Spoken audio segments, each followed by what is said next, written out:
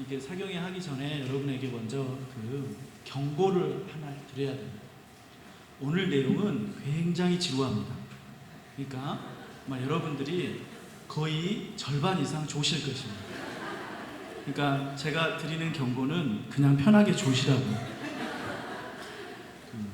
오늘 이제 성경이 우리에게 어떻게 왔는가 이거를 말씀을 드리려고 그러는데 이게 한 3000년짜리 역사거든요. 그러니까 이 짧은 시간에 3000년 이야기를 하려니 얼마나 이렇게 확확 지나가고 또 얼마나 숫자가 많이 나오겠어요. 그러니까 여러분들이 오늘 은혜되기보다는 오늘은 인내하는 시간이다. 그리고 근데 제가 여러분에게 드리고 싶은 약속은 근데 오늘 얘기를 잘 들으면 여러분이 뭐랄까 고급스러워집니다. 이 고급스러운 신앙 그런 것들이 있어요. 여러분 성경을 이제 우리가 이렇게 갖고 있잖아요. 근데 이 성경이 이렇게 이제 한글로 잘 쓰여져 있고 또 책으로 잘 만들어져 있는데 성경이 처음부터 이렇게 주어졌을 리는 없죠. 우리가 그 무엇이든지 있잖아요. 기원을 잘 모르면 눈에 보이는 게 전부인 줄 압니다. 그리고 눈에 보이는 게 전부인 줄 아는 사람들은 가볍습니다. 물론 때로는 원조보다는 최신식 이런 게 좋을 때도 있는데 그 좋음이라는 거는 편리함이잖아요. 편리함이라는 거는 그냥 시간 따라 변하는 거예요. 우리가 원조를 항상 찾으려고 하고 또 원조에 대해서 어떤 가치를 부여하는 것은 원조가 변하지 않는 본질을 품고 있기 때문에 그래요. 여러분 성경에도 원조가 있겠죠. 그리고 분명히 우리가 알아야 될 것은 여러분이 읽고 있는 이 성경 이것은 원조가 아닙니다. 그러니까 여러분들이 원조 아닌 것을 원조라고 붙들면 그런 것들을 맹목적 신앙이라고 불러요. 하나님은 한글로 말하신 적이 없어요. 성경은 한글로 쓰여진 적이 없어요. 그러니까 여러분들이 성경을 대하실 때 한글 성경을 제1의 권위로 생각하는 것과 성경을 권위로 생각하는 것은 굉장히 큰 차이가 있습니다. 또 어떤 영어 성경을 권위로 생각하는 것과 성경을 권위로 생각하는 것은 큰 신앙적인 차이를 갖습니다. 말할 것도 없이 원조가 아닌 것들을 맹목적으로 따르는 신앙이 건강하기는 어렵죠. 우리가 성경대로 믿는다고 말할 때 물론 우리의 이해와 우리의 접근성, 우리가 알고 있는 언어가 한국말이니까 한국어로 된 성경이 우리에게 편리한 건 사실이지만 그러나 만약에 여러분이 어떤 권위를 찾으신다면 여러분의 권위는 한글 성경에 있어서는 안 됩니다. 만약에 그렇게 여러분이 권위를 찾으시면 여러분들의 신앙은 반드시 시험 들고 반드시 실족합니다. 왜냐하면 이것은 번역이거든요. 성경이 우리에게 오기까지 많은 사람들이 수고했고 수고할 뿐만 아니라 성경은 자연스럽게 전해진 게 아닙니다. 성경이 정말 중요하기 때문에 사탄이 성경이 전해지는 것을 무수히 방해를 했고 또 성경을 읽지 못하도록 했습니다. 그리고 그런 과정들을 이겨내면서 지금 여기에 와 있고 또 지금 많은 사람들이 이 성경을 또 각 나라 말로 번역을 해서 여전히 전도하고 하나님 말씀을 알리려고 애를 쓰고 있죠. 그리고 그 가운데 하나님의 역사하심이 있습니다. 아무튼 오늘 이 시간에 여러분들이 이 성경에 대해서 깊이 있는 고급스러운 지식을 갖기를 축복합니다. 여러분 이 성경이 구약성경, 신약성경 있잖아요. 구약성경, 신약성경이 한꺼번에 만들어지지 않았죠. 신약성경은 예수님 오신 다음에 쓰여졌고 구약성경은 그 이전에 쓰여졌으니까 시기상으로 차이가 있습니다. 그러니까 크게 그냥 보면 우리 신약성경은 그냥 영년이라고 표현하면 영년 이렇게 기준으로 해서 생겼다고 할 수 있고 구약성경은 한 예수님 오시기 전에 한 1500년 정도부터 시작된 모세의 출애굽 이 정도부터 해서 구약성경이 시작됐다 이렇게 말할 수 있죠. 근데 성경이 처음 시작될 때 하나님이 책으로 주신 것도 아니고 물론 당연히 이런 책은 아니고 무슨 양피지에 주신 것도 아니고 성경은 처음에 어떻게 주어졌냐면 그냥 말씀을 하셨어요. 그러니까 하나님이 말씀하셨죠. 그리고 그 말씀을 사람들이 외웠어요. 그러니까 모세가 듣고 외우고, 모세가 듣고 쓰고, 그리고 그 모세가 다시 다른 사람들에게 쓰거나 알려주면 또 그 사람들이 외우고, 그것을 구전이라고 불러요. 그러니까 성경은 처음에, 일단 아무튼 구약 성경은 처음에 어떤 책의 형태가 아니에요. 그리고 성경은 여러분이 아시듯이, 여러분 우리 구약 성경 지금 우리가 몇 권 읽어요? 39권 읽죠. 39권은 전부 다 생겨난 시대가 달라요. 그러니까 창세기가 생겨난 시대하고, 나중에 말라기가 생겨난 시대하고, 시편이 생겨난 시대가 전부 다르죠. 그러니까 한 권의 책이 될 수 없어요. 그래서 크게는 구약 성경을 세 개로 분류합니다. 율법서라고 하는 거하고, 율법서는 여러분이 아는 모세 오경을 말해요. 그 다음에 예언서라고 하는 거하고, 그 다음에 성문서라고 하는 세 가지로 구분합니다. 그리고 이 세 가지는 상당히 다른 역사를 가지고 발전해 왔습니다. 사실 성경에서, 구약 성경에서 성경이라고 부르는 건 대부분 다 율법서만을 가리킵니다. 그러니까 이 세 개가 구약 성경이라고 합쳐진 것도 상당히 나중의 일이죠. 그러니까 이거를 간단하게 적용해 보면, 하나님의 말씀은 말씀으로 전해졌다라고 이해하시는 것이 여러분에게 정확합니다. 그리고 말 그대로 말씀으로 전해진 것입니다. 그러니까 오랫동안 하나님을 믿어왔던 사람들에게 성경이라고 하는 것은 존재하지 않아요. 하나님은 항상 말씀으로 찾아오시고 말씀을 들려주세요. 그래서 살아있는 말씀이라 이런 것이 성경 안에서 더 강한 전통이 있습니다. 아무튼 율법서, 예언서, 성문서가 있었는데, 율법서는 왜 모세의 오경을 통해 이스라엘이 처음 생길 때 모세가 썼다고 알려져 있으니까, 모세가 받았다고 알려져 있으니까 율법서에 대해서 우리가 의심하거나 혹은 율법서가 어떻게 쓰나 크게 혼동하는 사람은 없어요. 근데 예언서는, 여러분 예언서는 나중에 이스라엘이 망할 때 대부분 등장하잖아요. 그러니까 이사야가 예언서를 썼는데, 그 이사야가 예언서를 이사야가 태어나기 전에 썼을 있어요, 없어요? 못 쓰죠. 당연히 이사야가 태어나고 활동할 때 했던 예언들을 기록을 했겠죠. 그러니까 예언서는 시대상으로 상당히 후기예요. 율법서하고 예언서도 시대상으로 차이가 많이 나겠죠. 성문서는 뭐 시편이나 잠언이나 전도서나 이런 욥기 이런 건데, 이런 것도 나중에 쓰여졌겠죠. 그러니까 성문서도 시기상으로 많이 달라요. 율법서, 예언서, 성문서 이렇게 세 개의 구분이 있고 서로 다르게 발전해 왔는데, 그러면 지금처럼 구약 성경이 39권이라는 그런 생각이 언제 생겼느냐? 그러니까 여러분들이 생각하시듯이 구약 성경이 39권이라는 생각은 구약 시대에는 한 번도 해본 적이 없어요. 그러니까 구약 시대를 살았던, 그러니까 여러분이 사랑하시는 모세, 다윗, 혹은 뭐 히스기야, 이사야, 예레미야 이런 분들은 구약 성경이 39권이라고 생각해 본 역사가 없어요. 그냥 그분들에게 성경은 대부분 율법서예요. 모세 오경.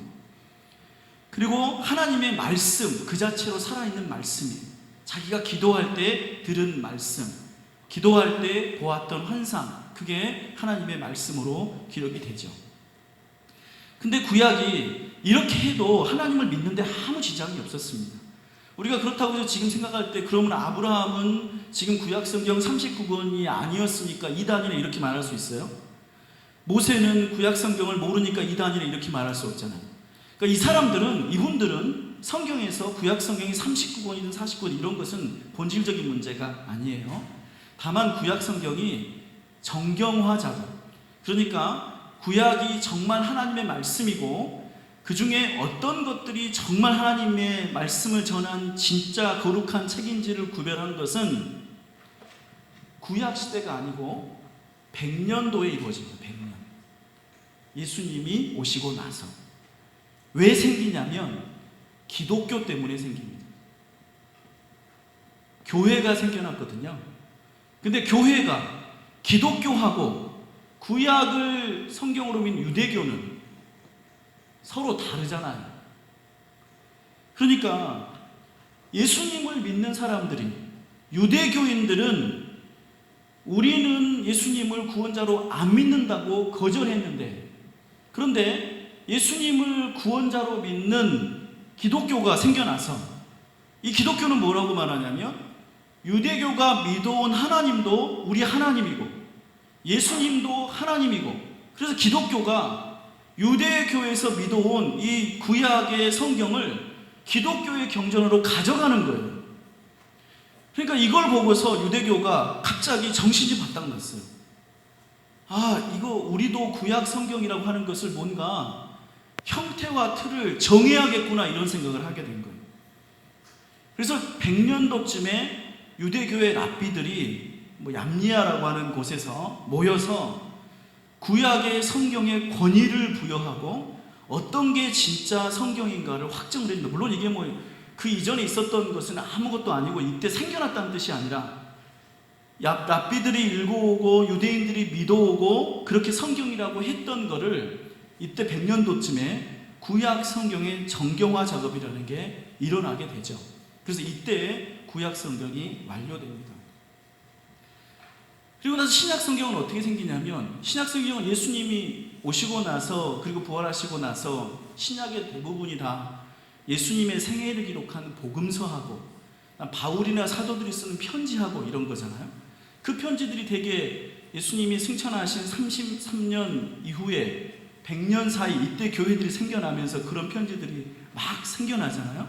영감으로 쓰여진 그런 성경들이. 그래서 이때 여러 교회들이 그런 편지들을 복사해서, 그러니까 베껴 써서 각자의 교회들마다 우리가 신약 성경이라고 믿는 그 성경책 27권을 가졌던 게 아니라 바울이 쓴 편지글들, 그리고 여러 제자들이 쓴 복음서들, 그러니까 마태가 쓴 마태복음서, 마가가 쓴 마가복음서, 요한이 쓴 요한복음서, 그리고 또 뭐가 있어요? 누가가 쓴 누가복음서, 그리고 베드로가 쓴 베드로복음서, 도마가 쓴 도마복음서, 다른 제자들이, 온갖 제자들이 다 쓴 여러 복음서를 다 읽었어요. 그리고 바울만 쓴 편지를 읽은 게 아니라, 우리가 바울 서신들이 여러 개 있잖아요. 바울이 교회들에 쓴 편지. 근데 그 편지를 바울만 썼겠습니까? 베드로도 쓰고 도마도 쓰고 다른 사람들도 편지를 많이 썼겠죠. 그래서 각자의 교회들이, 그때는 신약 성경이라는 게 있는 게 아니라 교회들이 그런 편지들을 읽으면서 예수님에 대해서, 구원에 대해서, 복음에 대해서 깨닫고 공부하고 예배드리는 데 사용하고, 그렇게 성경이라고 하는 것들을 예배에 활용을 하고 신앙적인 자료로 썼었죠. 근데 이렇게 쓰다 보니까 아무래도 교회들마다 읽는 그 편지가 달라요. 그러니까 어떤 교회들은 우리가 말했듯이 바울이 쓰는 편지들을 읽고, 어떤 교회는 도마가 쓴 복음서도 읽고, 이렇게 되는 거예요. 그래서 각자 알아서 쓰고 있는데 2세기, 3세기쯤 되면서 이단들이 많이 등장을 해요. 이단이 등장을 하면서, 이단들이 주로 등장하게 된 이유가 그들도 아직은 정해지지 않는 복음서를 읽잖아요. 그러니까 이단이라고 하는 것들이 주로 이제 예수님에 대한 이해, 예수님이 하나님이냐 인간이냐 이런 이해들, 또 우리의 구원이 어떻게 이루어지느냐 이런 이해들에서 우리가 알고 있는 예수님의 가르침과 달라질 때 이단이라는 게 생겨나잖아요. 근데 다른 근거를 알 수 없는, 누군가 신앙이 좋다고 알려진 어떤 사람이 쓴 복음서, 어떤 사람이 쓴 신앙적인 편지, 이런 것들을 잘못 읽은 교회들이 이단적인 주장들을 하기 시작하는 거죠.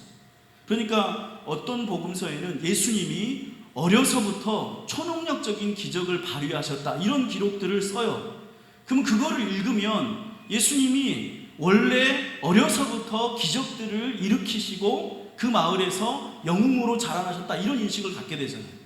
근데 그런 인식들이 우리가 알고 있는 예수님에 대한 이해와 달라요. 그래서 교회들 안에서 그런 것은 이단이고, 또 그런 이단들 때문에 문제가 생겨나고, 또 그런 논리는 예수님이 진짜 하나님이냐 진짜 인간이냐 이런 거에 영향을 미쳐요. 그리고 그것은 우리의 구원 이론에도 영향을 미쳐요. 그래서 복잡한 문제들이 생겨나요. 그래서 이단들이 많이 생겨나면서 397년에 카르타고라는 곳에서 신약 성경을 결정하기로 합니다. 그러니까 이전까지는 그냥 알아서 좋은, 우리로 말하면 좋은 기독교 서적, 그러니까 우리로 예를 들면 어떤 유명한 목사님이나 신학자가 쓴 좋은 기독교 서적을 성경이라고 생각하고 알아서 읽었는데 거기에서 이단 문제가 생겨나니까 이때 교회 지도자들이 모여서 성경을, 신약 성경을 확정하자고 회의를 하기 시작해요.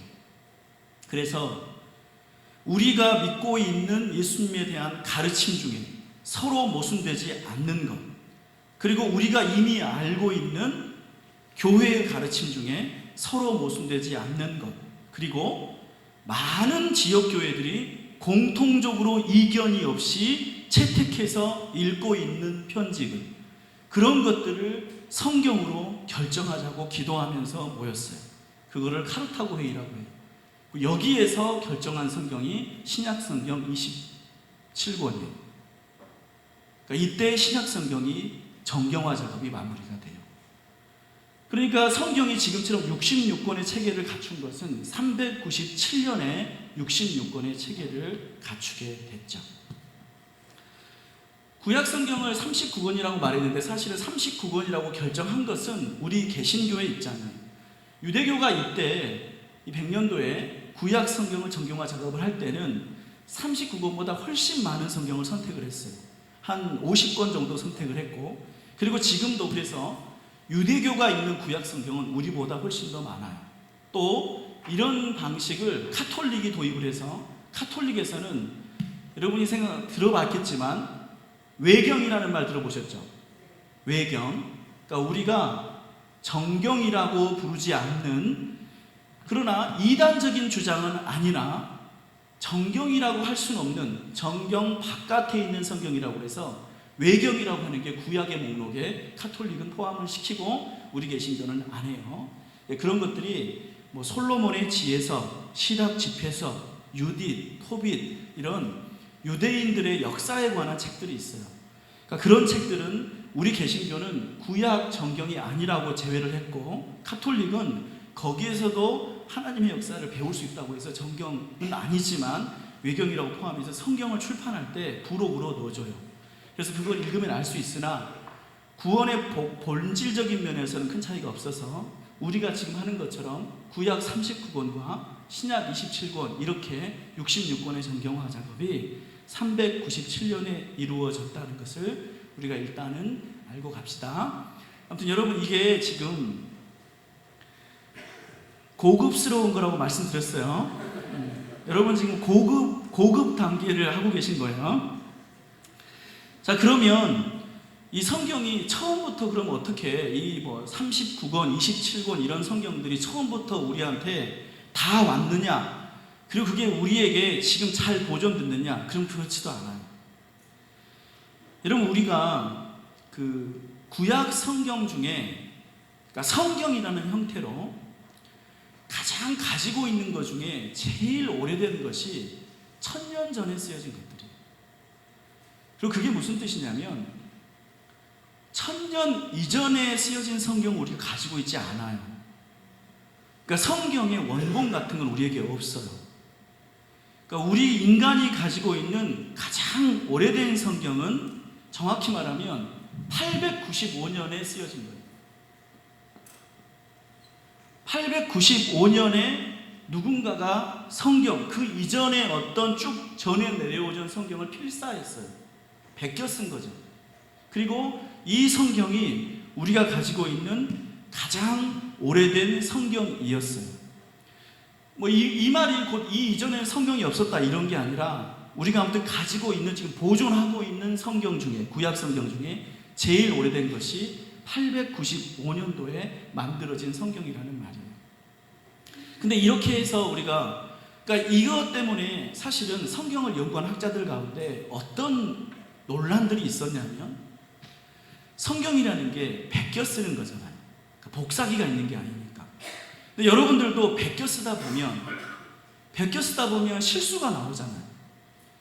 베껴 쓰다가 보면 내가 졸다가 조금 틀릴 수도 있고, 한 줄을 빠뜨릴 수도 있고, 또 뭔가 옛날에는 그렇게 상태가 좋지 않으니까 이거 조금 이게 간지 건지 헷갈리다가 고라고 쓸 수도 있고, 그러니까 그런 여러 가지 실수들이 있잖아요.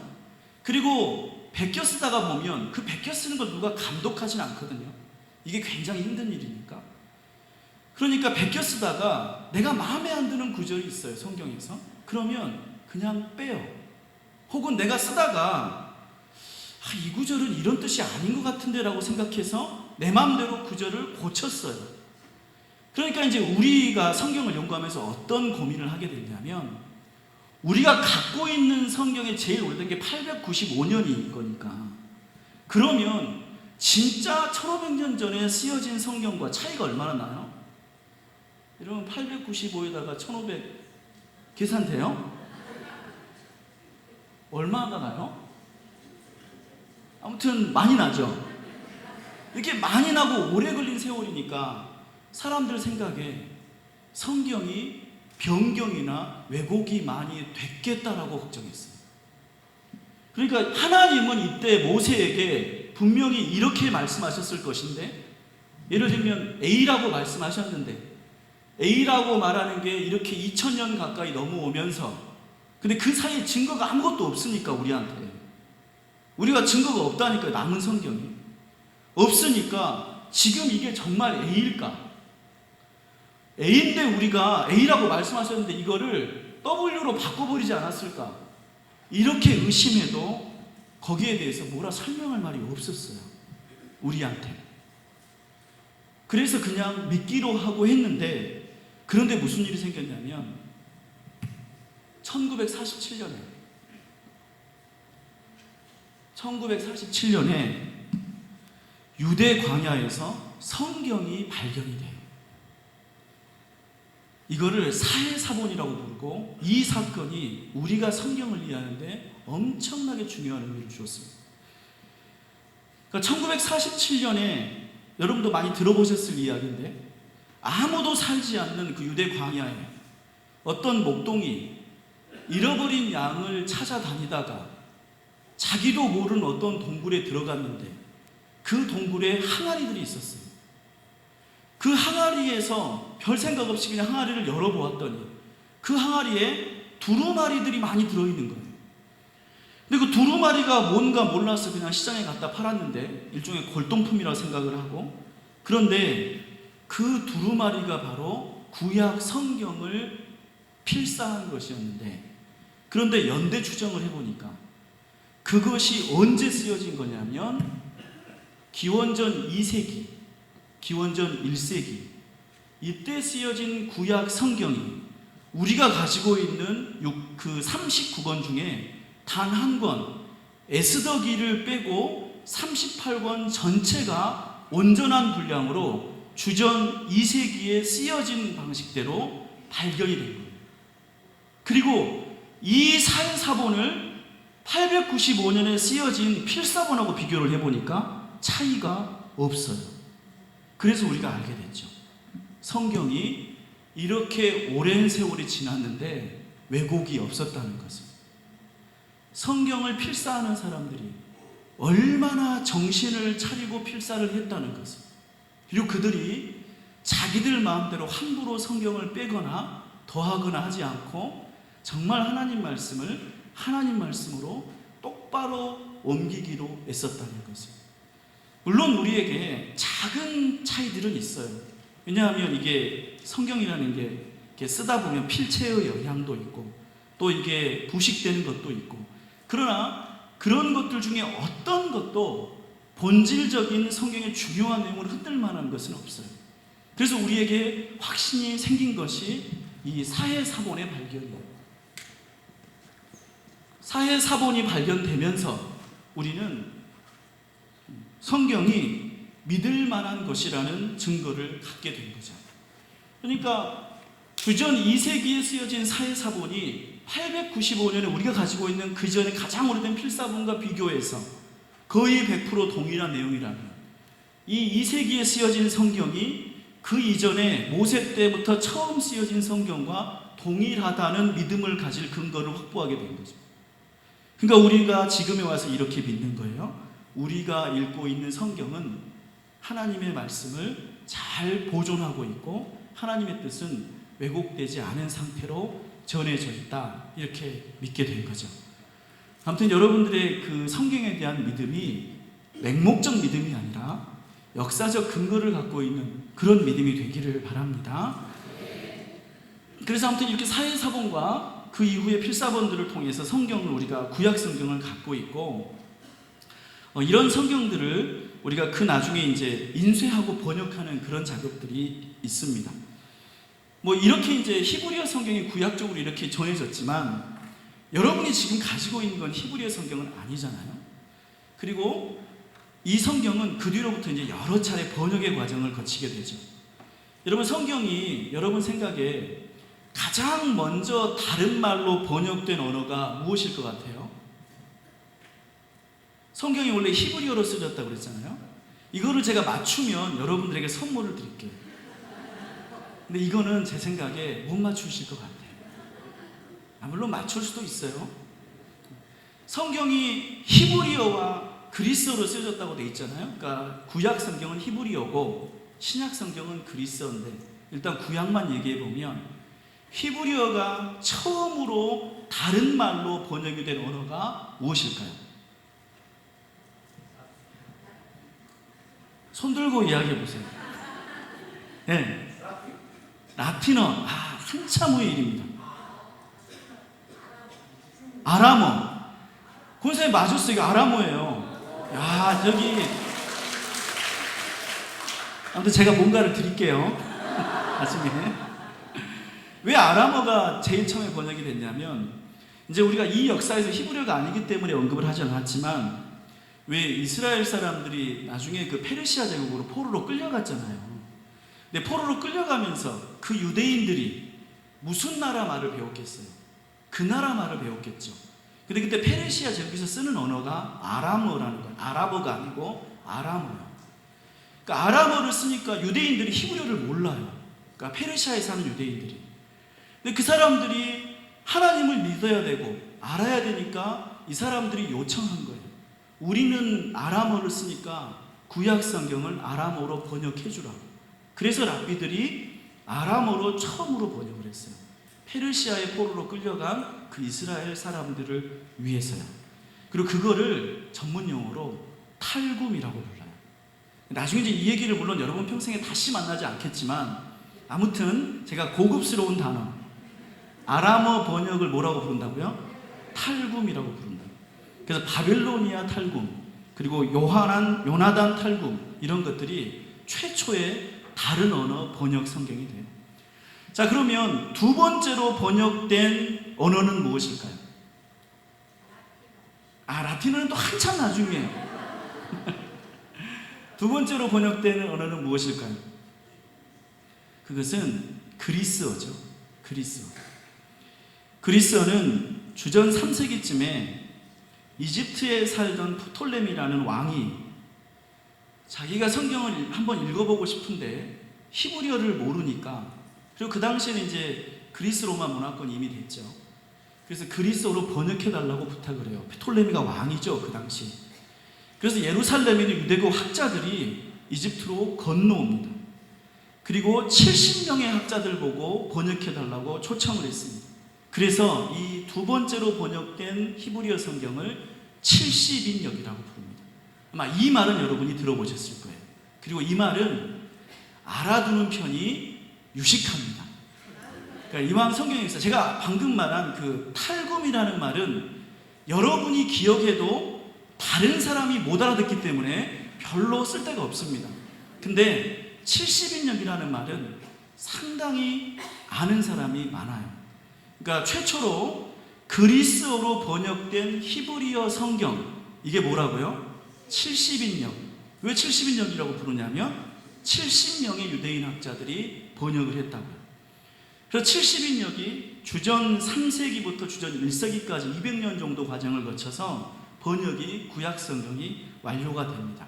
그리고 이거는 상당히 우리 기독교에도 영향을 미치는 게, 이 그리스말로 번역된, 왜냐하면 처음에 예수님이 이제 바울이 복음을 전하고 이렇게 다녔던 세계가 그리스 로마 세계잖아요. 그리고 아까 신약 성경이 그리스로 쓰여졌다고 그랬잖아요. 그러니까 예수님 시대에 기독교가 퍼져나갈 때 그리스어가 중요한 성경 언어였어요. 신약의 언어였으니까. 근데 이거를 기독교도들이 요청한 게 아니라, 이게 진짜 희한하게 프톨레미라는 왕이 예수님이 태어나기 250년 전에 그리스어로 구약 성경을 번역하라고 명령을 내려서 유대인 학자 70명이 와서 그 70명이 기독교가 생겨나기 전에 구약 성경을 200년간 그리스말로 번역을 해서 기독교인들이 구약 그리스어 성경을 갖도록 준비해 줬다고요. 이 70년은 그래서 굉장히 중요합니다. 그러니까 우리가 성경의 번역의 역사에서 우리가 그냥 필요에 따라서 막 번역했다 이렇게 설명할 수도 있겠지만, 사실 생각해 보면 유대인들은 그리스어 구약 성경을 가질 이유가 없어요. 유대인들은 대부분이 히브리어를, 이때쯤 되면 히브리어를 쓰고 있고, 그리고 아까 말했듯이 이미 아람어 구약 성경을 가지고 있고, 그러니까 굳이 그리스어 구약 성경을 쓸 필요가 없는데, 교회가 생겨난 그 시기에 딱 그것을 준비하려고 구약 성경, 그리스어 성경이 교회랑 아무 관련이 없는데 그냥 만들어져 있었다는 거죠. 그래서 기독교가 퍼져나가는데 굉장히 큰 힘이 됐습니다. 이 70인역 그리스어 구약 성경이 말이죠. 그리고 이렇게 해서 기독교가 이 70인역 그리스어 성경을 갖고, 그리고 이제 자기들이 가지고 있는 그 신약 성경을 갖고, 이렇게 하면서 성경을 더 많이 열심히 읽고 복음을 전하기 시작하니까 유대인들이 70인역을 버립니다. 유대인들은 자존심이 또 있잖아요.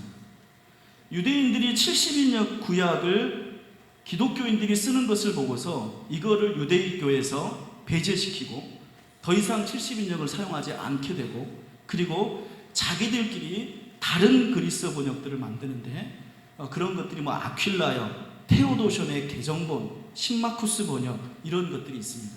이거는 그냥 잊어버리셔도 됩니다. 근데 그렇게 유대인들이 자기들의 구약 성경을 따로 그리스어로 번역한 판본들이 여러 개가 있고, 근데 이렇게 되면서 어떤 문제가 생겼냐면 그리스어 구약 성경이 여러 개가 생기게 됐잖아요. 70인역을 제일 많이 쓰긴 하지만 구약 성경의 문제에서 유대인들이 다른 번역들을 만들어내기 시작하니까, 번역이라는 게 아무래도 똑같은 언어에서 여러 가지 번역이 생기면 약간 신앙적 노선의 차이를 가져옵니다. 원문은 크게 문제가 없는데, 그러니까 히브리어 성경은 문제가 없는데, 아까 우리가 살펴봤듯이 이런 과정에서 번역 성경은 원래 번역이라는 게 번역할 때마다 다른 거잖아요. 그리고 여기에 대해서 여러 가지 견해의 차이가 생겨서 3세기 정도에 대해서 이 그리스어 번역 성경의 여러 판본들을 하나로 통합하고자 하는 그런 노력이 생겨서, 여러분도 한 번쯤은 들어보셨을 만한 이름, 오리겐이라는 사람이 헥사플라라는 성경을 출간을 합니다. 헥사플라에서 헥사는 6이라는 뜻이고, 이 6가지 번역을 대조해서, 그러니까 히브리어 구약 성경과 이 70인역과 아퀼라, 무슨 신마쿠스, 테오도션, 이런 것들 6개를 만들어내서 이 번역을 전부 대조할 수 있는 6개 번역 성경을 이 분이 출간을 하죠. 이거를 오리겐의 헥사플라라고 부릅니다. 근데 아무튼 이게 뭐 지금까지 남아있는 건 없고요. 그냥 그때 그랬다고 그런 이야기들이 전해져 있어요. 그리고 이제 이렇게 번역들이 이루어지고 그 다음 단계들에서 점점 성경이 퍼져나가면서, 그리고 기독교가 발전해가면서 이 성경 번역 역사는 그 다음에는 기독교의 전파 역사랑 관련이 깊은데, 왜냐하면 유대인들은 전도를 안 하니까. 구약이 이집트로 넘어가서는 콥트어 번역이 생기고, 그리고 아르메니아 번역들, 그 다음에 에디오피아 번역들, 그 다음에 유럽 쪽으로 넘어가서 고트어 번역, 이게 뭐 슬로베키아, 불가리아 이런 나라들의 복음이 전해져서 대개 한 4세기, 5세기쯤에 가면 여러 다양한 언어들로 이미 구약 성경이 번역이 됩니다. 그러니까 방금 말했듯이 처음에 아람어, 그 다음에 그리스어, 그 다음에 콥트어, 아르메니아, 에디오피아, 고트어, 이런 번역들로 다양한 구약 성경들이 번역을 5세기쯤에는 갖게 되죠. 그래서 복음이 전파가 되는데 큰 힘이 됐고, 우리 아까 얘기한 라틴어는 그러면 언제 나오냐? 라틴어가 원래는 사실은 지금은 굉장히 고급스러운 단어인데, 라틴어가 초기에는, 그러니까 예수님 활동하시고 그러시고 그 다음에 한 100년, 200년 이때쯤에는 라틴어가 상당히 촌스러운 언어 중에 하나였죠. 그래서 그 당시에는 그냥 굉장히 번역하는데 어려움이 많이 있었는데, 나중에 이제 라틴어가 로마의 고급 언어, 공식 언어가 되고, 그 라틴어가 일종의 표준 언어로 자리를 잡게 되면서 성경도 라틴어로 번역하겠다는 그런 필요들이 생겨납니다. 그래서 이 라틴어가 공식적으로 통일 라틴어, 그러니까 표준어 라틴어를 채용을 해서 구약 성경을 번역하는데, 그거를 뭐라고 부르냐면, 여러분 이 말도 여러분이 한번 기억해 주세요. 이 말, 그거를 뭐라고 부르냐면 라틴어 번역본 불가타 이렇게 부릅니다. 불가타. 저 빨간 걸로 쓸 걸 그랬어요. 불같으니까 파란 걸로 씁니다. 라틴어 번역 성경을 불가타 번역이라고 부릅니다. 그리고 이 라틴어를 번역한 사람을 제롬이라고 합니다. 여러분 다시 말씀드리지만 이런 말들은 고급스러운 말입니다. 여러분 신앙생활하면서 그래도 조금 이렇게 밥도 가끔씩 여러분 고급스러운 식사 하시잖아요. 우리 조금 그 성경의 역사를 읽을 때에도 여러분 좀 고급스러운 지식을 갖기를 바랍니다. 그러니까 아까 말한 그리스어 구약 성경이 뭐라고 그랬어요? 70인역이라고 그랬죠. 그 다음에 중요하게 기억할 게 라틴어 구약 성경을 뭐라고 부르냐면 불가타역이라고 부릅니다. 그리고 불가타를 번역한 사람이 제롬입니다. 제롬이라는 학자는 굉장히 뛰어난 사람입니다. 왜냐하면 이 제롬은 불가타 성경을 히브리어에서 곧바로 번역을 했습니다. 그러니까 물론 이전에도 그런 노력들 하지만 히브리어에서 라틴어로 바로 번역해낸 사람입니다. 그러니까 제롬이 굉장히 언어적인 지식이 뛰어나죠. 이분이 이거를 번역하는데 15년 걸렸습니다. 15년 동안 그냥 성경 번역만 하고 아침에 일어나고 밤에 자고 해서 성경을 번역해냈고, 그래서 이 사람이 이 성경 번역사의 기념비적인 일을 405년에 마칩니다. 405년에 불가타역 성경을 출간을 하죠. 근데 참 이상한 일이 있어요. 여러분 성경을 사람들이 읽을 수 있는 언어, 그러니까 이때쯤 되면 이미 5세기니까 사실 이때쯤 되면 그리스어도 많이 잊혀지고 또 히브리어는 당연히 모르고, 그리고 다른 나라 언어보다는 그래도 라틴어라고 하는 게 제국의 표준 언어니까 이렇게 라틴어로 번역하는 게 여러분 보시기에 좋아요 안 좋아요? 필요해요 안 필요해요? 당연하죠. 그런데 참 이상한 일이에요. 이 제롬이 그 뛰어난 능력으로 자기 평생의 중요한 시기들을 투자를 해서, 그리고 교회의 필요에 의해서 라틴어 번역 성경을 만들었는데 이 성경을 사람들이 못 읽게 했습니다. 왜 못 읽게 했냐? 자기들이 읽어온 성경이랑 다르다고요. 그러니까 자기들은 그리스어 성경 번역을 읽어왔는데, 여러분들 그리스어 구약 성경 번역이 원문이에요? 아니면 번역문이에요? 번역문이죠. 그러면 자기들이 잘 모르는 그리스말로 번역한 성경이 좋아요? 아니면 지금 쓰고 있는 라틴어 번역 성경이 좋아요? 당연히 라틴어 번역이 좋겠죠? 근데 사람들은 이게 익숙하지 않다고 라틴어 번역 성경을 거부하고 안 읽었습니다. 심지어는 우리가 잘 아는 어거스틴 같은 사람 있죠. 어거스틴 유명하죠. 신앙 좋으신 그 어거스틴이요. 어거스틴이라는 분이 그리스어로 성경을 읽는 교회들과 라틴어로 성경을 읽는 교회들이 서로 분열되기 때문에 라틴어 성경을 읽어서는 안 된다고 말했습니다. 그러니까 좋은 성경을 번역을 해도 사람들은 성경을 안 읽으려고 합니다. 두려워합니다. 언제야 가서 읽게 되냐면 8세기가 돼서, 그러니까 300년이나 흐르고 나서, 나중에 300년이나 흐르고 나서야 제롬의 불가타역이 보편적으로 일반적으로 읽히게 됩니다. 여러분 이런 일은 이해할 만한 일일까요? 아니면 이런 일은 사탄의 방해일까요? 근데 이게 참 말하기 어려워요. 왜냐하면 어느 나라나 성경 번역의 문제에서 이 문제는 항상 생깁니다. 나중에 이제 우리나라 번역 성경의 역사를 얘기하겠지만, 여러분이 지금 읽고 있는 한글 번역판, 그러니까 지금 여러분이 예배 시간에 읽는 게 개역 개정판이라고 하는 걸 읽으세요. 근데 개역 개정판 이전에 뭘 읽었냐면 개역 한글판을 읽었고, 그 이전에 구역이라고 하는 성경을 읽었어요. 근데 이 성경들을 바꿀 때에도 교단 내에서 엄청난 저항이 있을 뿐만 아니라 더 문제는 여러분들이 지금 읽고 있는 가장 최신판이라고 하는 그 개역 개정판을 읽으실 때 여러분이 이해가 잘 되세요, 안 되세요? 또 더 문제는 지금 20, 30대는 그 성경 읽을 때 이해가 됩니까, 안 됩니까? 안 되는데 우리는 그거를 번역할 엄두도 못 냅니다. 왜냐하면 교단의 어르신들이 노발대발하시니까. 어떻게 성경을 바꿀 수 있느냐? 제가 아까 처음에 지적한 게 이 문제예요. 여러분, 번역 성경에 권위를 둘 수는 없어요. 번역은 번역입니다. 그런데 원조를 알지 못하면, 그러면 그 다음에 무슨 일이 벌어지느냐? 자기가 가지고 있는 게 제일 좋은 건 줄 알아요. 그래서 못 바꾸게 합니다. 여러분, 이것은 유행에 관한 이야기가 아닙니다. 성경을 이해할 수 있게 하는 게 번역의 의무입니다. 우리는 지금 히브리어 성경을 바꾸려는 게 아닙니다. 우리는 히브리어 성경, 그리스어 성경을 바꾸려는 게 아니라 그 성경들은 정해져 있습니다. 우리에게 3000년이 넘는 역사를 통해서 신실한 분들이 최선을 다해 필사하고 전해준 히브리어 성경, 그리스어 성경이 우리에게 원문으로 있습니다. 그리고 정말 수많은 학자들이 그 필사본들, 쪽복음들, 단편 필사본들을 전부 수집하고 연구해서 최선의 내용, 가장 공통적이고 가장 오류가 없이 원본 성경들을 지금도 보완하고 그 성경들을 세부적으로 이루어가고 있습니다.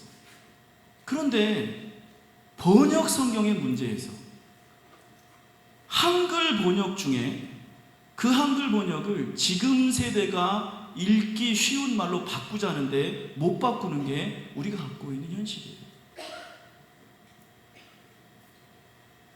이런 걸 어떻게 이해해야 될까요? 아무튼 이게 가장 기념비적으로 불가타 역성경어를 번역할 때부터 생겼던 문제입니다. 라틴어 번역을 했는데 300년 걸려서 읽혔다. 지금에 와서야 이걸 우리가 인정하지만 그 당시에는 제롬이 이거 번역하고 오히려 죽을 뻔했다. 그리고 나중에 이제 뭐 시리아어, 아랍어 이런 번역본들이 생기고, 아무튼 여기까지가 구약 성경에서 가장 권위 있는 이야기. 구약 성경 우리가 가지고 있는 번역본 중에 불가타에게 관한 이야기. 이런 이야기들을 오늘 우리가 나눴습니다. 그럼 제가 이제부터 할 얘기가 이제 신약 성경은 어떻게 번역되어 왔는가 이야기하고, 그 다음에 우리나라 번역들은 어떤가 하고, 영어 번역, 중국어 번역, 프랑스어 번역, 독일어 번역, 일본어 번역은 어떤가 하고 이야기를 해야 되는데 지금 이제 3시 반 됐잖아요. 그러니까 우리 이제 가셔야죠. 자, 오늘 제가 여러분에게 경고해 드린 대로 지루한 이야기 했습니다. 여러분, 저기 지루한데 잘 들어주셔서 고맙습니다. 또 여러분들에게 고급스러운 성경의 지식이 여러분의 믿음에 힘이 되시기를 바랍니다. 맹목적으로 믿는다고 해서 좋은 믿음이 아니고, 맹목적 믿음은 원조가 나타나거나 여러분의 믿음을 흔들 만한 사건이 생기면 흔들립니다. 그런데 원조의 믿음을 갖게 되면 환경이 변해도 흔들리지 않습니다.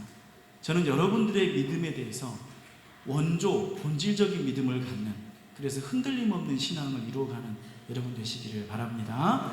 우리 다음에 추석 세고 오시면 그 다음에 또 지루한 이야기, 신약이 어떻게 번역되었는지, 그 다음에 우리말은 어떻게 왔는지, 이런 지루한 얘기를 또 이어서 해드리겠습니다. 기도하고 마치겠습니다.